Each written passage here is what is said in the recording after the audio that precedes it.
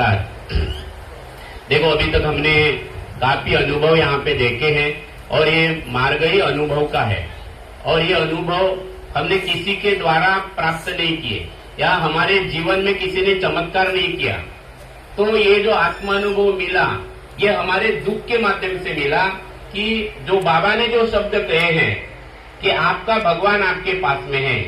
तो जिस परिवार में हम हमारे अशुद्ध विचार थे, शैतान था, बहुत सारे विचार थे, अभी सार्वजी भाव ने बताया है कि इनके यहाँ पे 7 किलोमीटर दूर भगवान के नाम की ज्योत जलती है और इधर घर में जो बछड़ा मृत अवस्था में था जिसको फेंक दिया था वो बछड़ा जिंदा होके घर में आता है ना।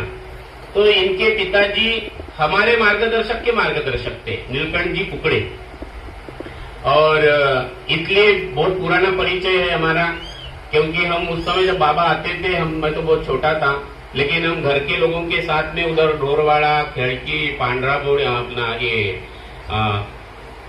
ये ड्यूटे जी का गांव, भंडार बोड़ी, उधर बहुत सारे गांव, क्योंकि भंडारा जिले में बाबा बहुत बार आते थे।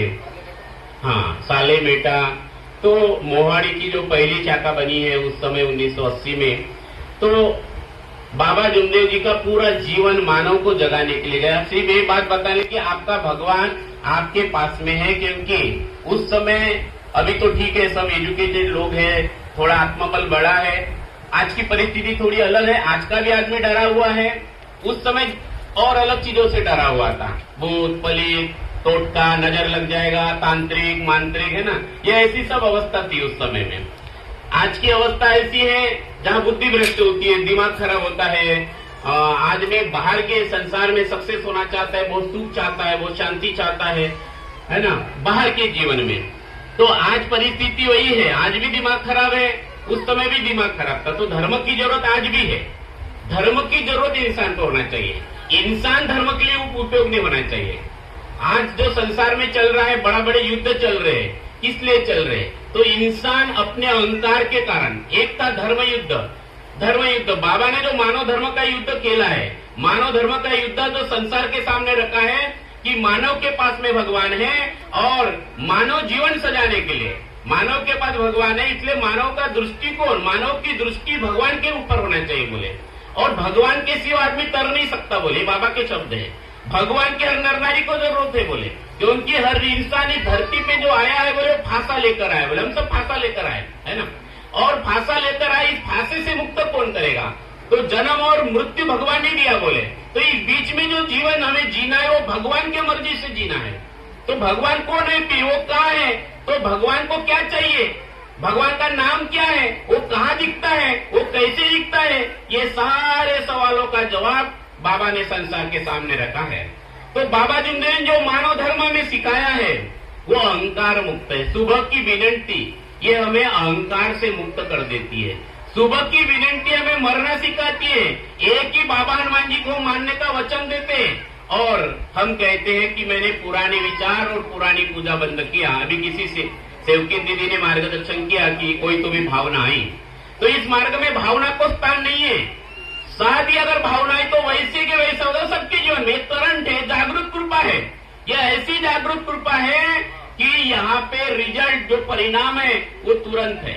और एक चूल्हे पे खाना बनाते हैं, इसका मतलब ये है कि किसी की भी गलती हो उसका इम्पैक्ट पूरे परिवार को हो सकता है। अभी गबने दीदी ने अपने यहाँ का अनुभव बताया है ना, तो गलती कोई तो भी चूक हो, सौराष्ट्र दौरे में भी देखो किसी की भूल हुई और पॉइजन सबको हुआ, ठीक है, पॉइजन सबको हुआ, तो सुख और दुख संसार में, संकट है, परेशानी है, लेकिन आपकी दृष्टि एक लक्ष्य एक चित्त है, भगवान है। लक्ष्य नवोदल होने पावे, कदम मिलाकर चल, सफलता तेरी चरण चुमेगी, आज नहीं तो कल। तो एक लक्ष्य, एक चित्त, एक भगवान, ये पूरे मानव धर्म का सार है। और इसलिए विनंती की शुरुआत है पुराने विचार और पुरानी पूजा। फिर भी बाबा जुमदेव जी कहते थे कि मैंने सबको बोले एक भगवान का नाम बताया, है ना, एक भगवान का नाम बताया, भगवान के तत्व बताया, भगवान के शब्द बताया। शब्द कौन से? सत्य मर्यादा, ये भगवान के शब्द है।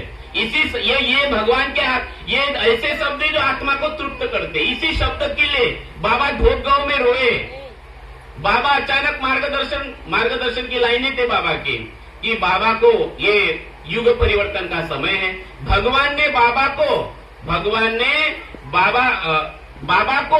ने मानव को जगाने के लिए भेजा है। ऐसा बाबा का मार्गदर्शन चल रहा था और बाबा अचानक रोने लगे। बाबा रोने लगे तो सेवक भी रोने लगे। तो बाबा कह रहे हैं कि मैं नहीं रो रहा हूं। देखो शब्द बड़े सुंदर है, मैं नहीं रो रहा हूं। कौन रो रहा है? भगवान रो रहा है। भगवान को सत्य मर्यादा प्रेम की भीख दो। भीख मांग रहा है। कौन मांग रहा है? भीख भगवान मांग रहा है। ठीक है ना? भीख मांग रहा है, भगवान मांग रहा है। आपने अभी तक आदमी को भीख मांगते हुए देखा, लेकिन भगवान ने मांगा। कौन सी भीख मांगा? सत्य मर्यादा और प्रेम।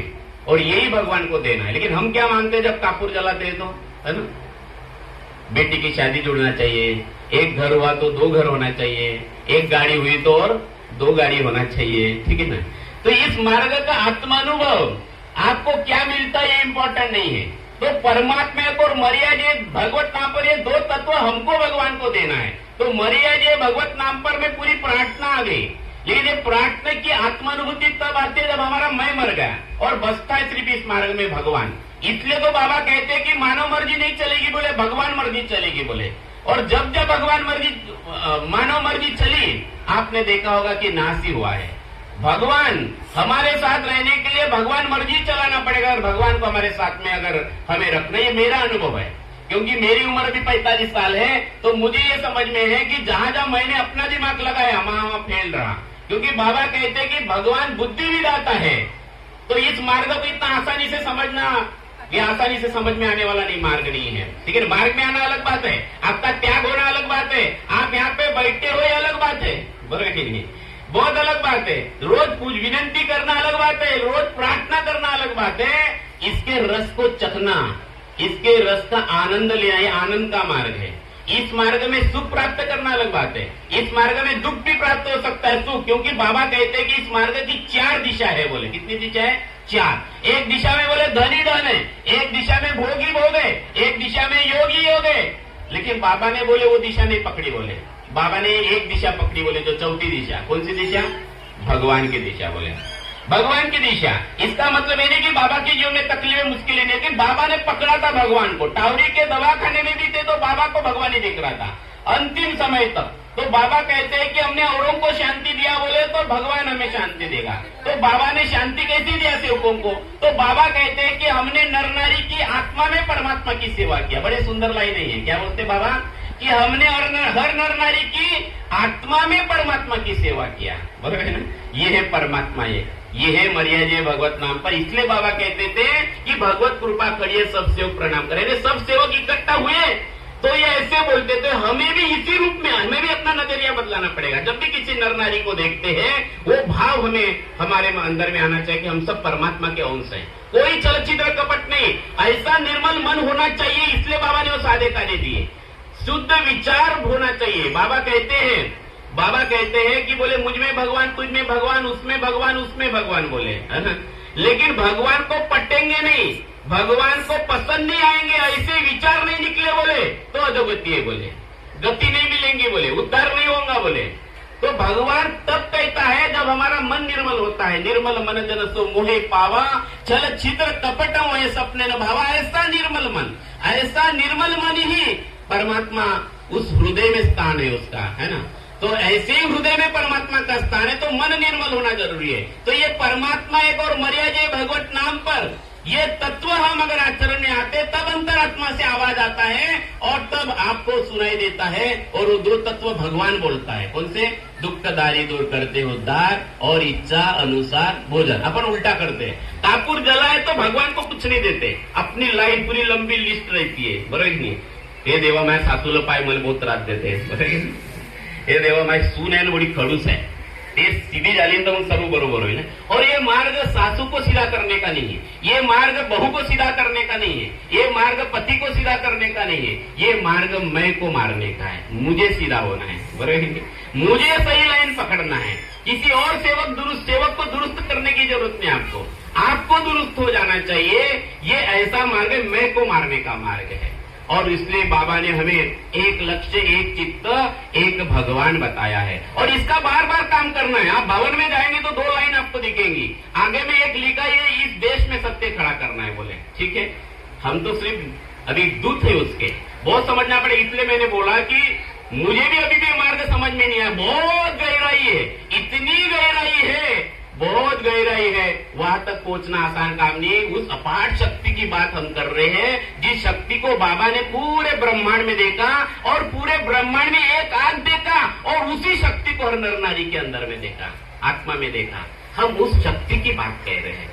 तो ये रोज गहराई में जाना है, बार बार समझना है, बार बार बैठक में जाना है। ऐसा नहीं कि आपके 9 भवन हो गए, अभी आप बैठक में नहीं जाएंगे तो भी चलेगा, बार बार जाना है, क्योंकि जीवन का उद्देश्य है मुक्ति। और जन्म मरण के बीच में अगर हम तत्व शब्द नियम का है ना बार बार देखेंगे, बार बार देखेंगे, बार बार देखेंगे, इसी को कहते हैं जीते जी मुक्ति। बाबा ने कहा है कि हमारे कर्म निष्काम कर्म में बदलना चाहिए और हमारी दृष्टि परमात्मा की ओर होना चाहिए। और इतना आसान है क्या? एक तरफ संसार है और एक तरफ भगवान है, क्योंकि जिन जिन लोगों ने भगवान की प्राप्ति किया वो सब लोग संसार छोड़ के गए, चाहे गौतम बुद्ध हो, चाहे महावीर हो, मोहम्मद पैगंबर हो, सारे धर्म के संस्थापक इनको संसार छोड़ना पड़ा। और बाबा ने संसार में रहकर, आयु वारस नशी के साथ में रहकर, 5 भाइयों के बीच में रहकर, तो बाबा का जन्म ही सत्य के लिए हुआ है। ठीक है ना?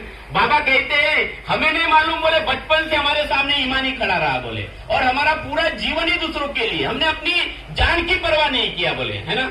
बाबा ने जो विधि भी किया, तो बाबा कहाँ जा रहे थे?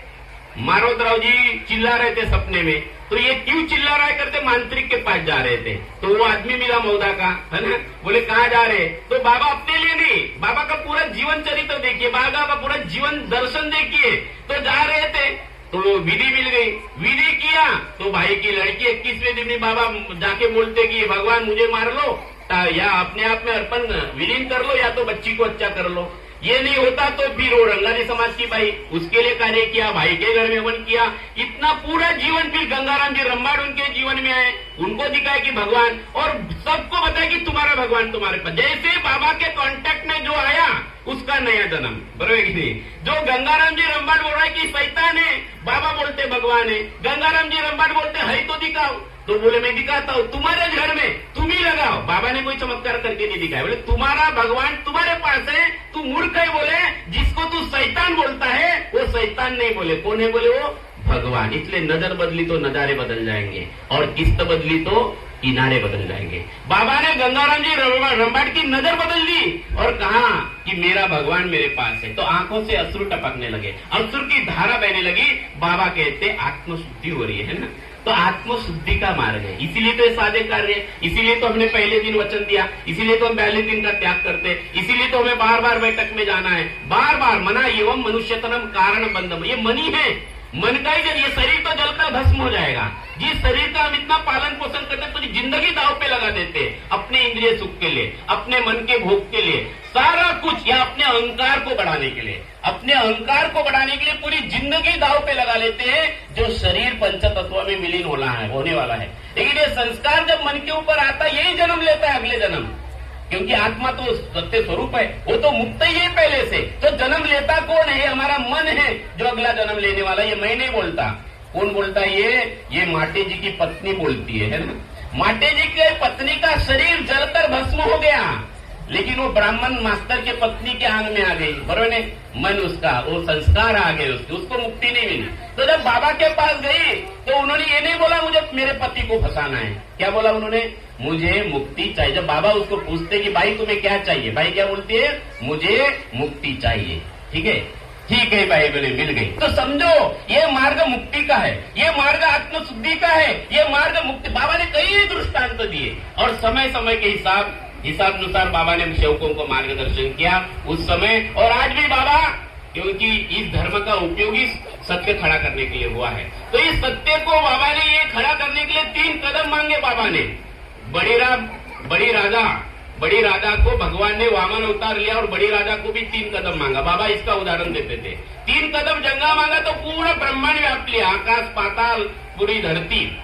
और वही कदम बाबा ने सेवकों से मांगा, वही 3 शब्द बाबा ने। और बाबा उस समय बोलते थे मार्गदर्शन करते करते भवन में, कितने सेवक है बोले जो सत्य सत्यमादा प्रेम का आचरण अपने परिवार और सेवकों में करते हैं। तो सब सेवक आकाश की ओर अपना हाथ खड़ा करते थे, तब बाबा कहते थे कि मुझे बहुत आनंद होता है, बोले, है ना, मुझे बहुत आनंद होता है, बोले, मुझे ही नहीं लग रहा था, बोले कि ये शक्ति इतना समाधान पुराएंगी, बोले, है ना। तो बाबा का आनंद किसमें है? ये मार्ग मुक्ति का है, ठीक है। जीवन का उद्देश्य है मुक्त होना, उद्धार होना। ये मार्ग का उद्देश्य क्या है? ये मार्ग की प्राप्ति आनंद के लिए करना है। जीवन का उद्देश्य है आनंद की प्राप्ति करना, और आनंद अंदर है। आनंद जब हृदय में सत्यमेव प्रेम है, और इसलिए हमें और अपने बच्चों को सत्यमेव प्रेम की पीएचडी करना है, बराबर।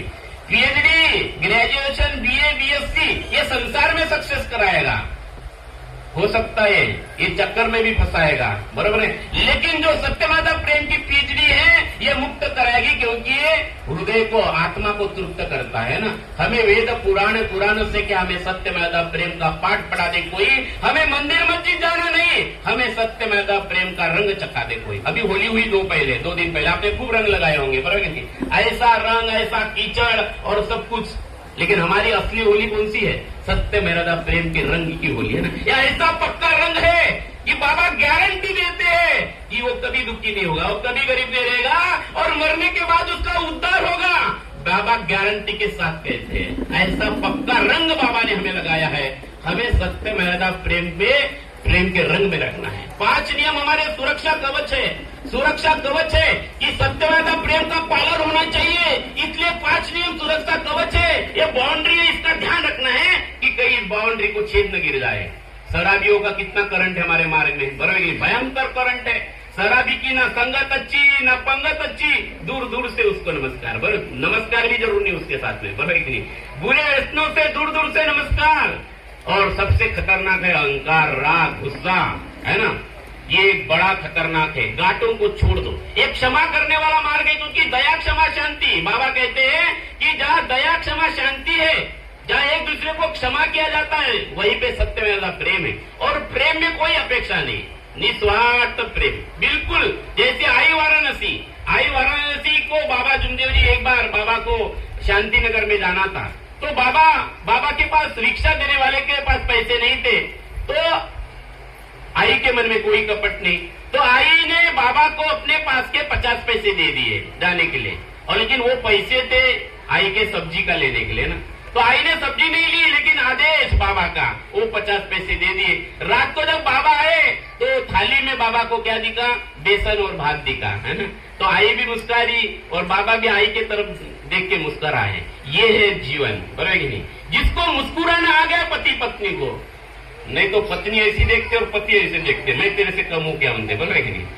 ये है कलयुग, ये घोर कलयुग। तो हमें आई और बाबा से सीखना है, क्योंकि एक चूल्हे पे खाना बनाने वाला ये मार्ग है, हमें बार बार समझना है। और ये ऐसे बैठक में जाना है, इसलिए ना अभी से चर्चा बैठक में जाते जा प्यारे, नहीं तो फिर पछताना है। खिला पिला कर देह बढ़ाया, ये भी अग्नि में जलाना है ना।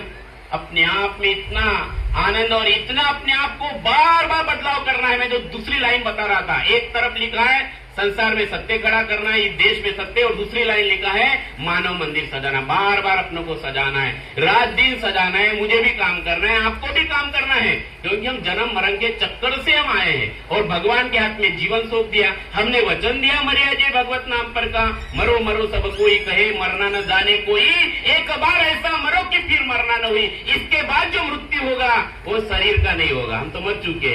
इसके बाद जो मृत्यु होगा हमारा मृत्यु नहीं होगा, वो इस शरीर का मृत्यु होगा जो पंच तत्वों में विलीन होने वाला है। जिस शरीर के लिए हम पूरी जान की बाजी लगा देते हैं, पूरी जान की बाजी लगा देते हैं। और बाबा ने जीते जी मुक्ति का, ये मरिया जी भगवत नाम पर वो ऐसा तत्व है, जीते की जीते जी मुक्ति। बाकी लोग क्या बोलते, मरने के बाद बोलते, क्या बोलते मरने के बाद? राम नाम सत्य है बोलते हैं ना। वो मरे वाले को समझता भी नहीं, मरा हुआ आदमी को थोड़ी समझेगा। और बाबा को हम रोज बोलते हैं मरिया जी भगवत नाम पर, जंगल में रहे, खेत में रहे, दुकान में रहे, काम रहे। बाबा कहते अगर आपकी दृष्टि भगवान के ऊपर है तो भगवान की दृष्टि आपके ऊपर ऑटोमेटिक आएगी। और फिर हंसी वो, खेली वो, धरी वो ध्यान, और निसकति वो आत्मज्ञान, खावे पीवे न मन कर भंगा, बाबा बोले रहू मैं किस संगा। ऐसा ये अद्भुत मार्ग है, इसका वर्णन करना बोले तो विशाल है, अपाट है, अनंत है। और इसलिए 5 नियम सुरक्षा कवच है। पत्नी ने कभी भी बुरे व्यसन मुख से कभी निकलना चाहिए, क्योंकि इस मार्ग में शब्द भगवान है। और बाबा नारी को शक्ति कहता है आप लोगों को। बाबा क्या कहते हैं? आई को शक्ति चली गई बोले और व्यक्ति रह गया बोले ना। देखो बाबा ने आई को बोला मतलब आपको बोला है ना। ये देश की जो नारी है बोले सेविका है इस मार्ग की, वो किसी सत्य अनुसार से कम नहीं। तो आपका रोल एक कदम ज्यादा है आदमी से, क्योंकि आप शक्ति हो। आप शक्ति, बाबा बोल रहे, मैं नहीं बोल रहा हूं। बाबा बोल रहे आई को कि आज शक्ति चली गई बोल और व्यक्ति रह गया। तो आप सभी से निवेदन है कि परिवार में आपका बहुत बड़ा आधार स्तंभ है और आप बहुत बड़ा आधार स्तंभ है। आप शक्ति के रूप में आपको देखना है। तो मुख से निकली बोली और बंदूक से निकली गोली कभी वापस नहीं आती। तो वाणी ऐसी बोली है जो मनवा शीतल होए, औरों को शीतल करे, आप शीतल होए। परिवार में बोलते समय आपके शब्द से आपकी पत्नी की आत्मा जागृत होना चाहिए और आपके शब्द से आपके पत्नी की, आपके बच्चों की आत्मा, ये आत्मा जागृति वाला मार्ग है। जागृत रहना है, बार बार सीखना है। एक है बेहोशी और एक जागृत। तो जागरूक होने के लिए हमें सीखना है। जागरूक रहना इतना आसान बात नहीं है। तो बाबा काय के लिए घूमे?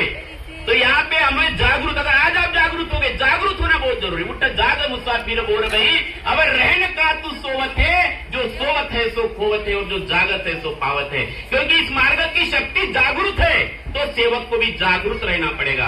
तो आप सभी से निवेदन है कि परिवार में हमें इसका ध्यान रखना चाहिए। अगर कोई पति लाइन बिगड़ जाता है तो पत्नी का काम है, बच्चे गड़बड़ करे तो माता पिता का काम है। क्योंकि मेरा भी परिवार है, मुझे भी 2 बच्चे हैं, तो हम इस बात का बहुत ध्यान रखते हैं। हो सके तो एकता के ऊपर कितना आपको ध्यान देना पड़ेगा।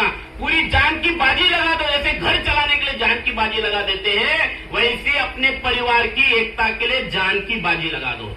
एकता के लिए बाबा खुश है। सत्य मर्यादा प्रेम में बाबा का आनंद है। बाबा की खुशी एकता में, हमारे परिवार की और सेवकों की एकता।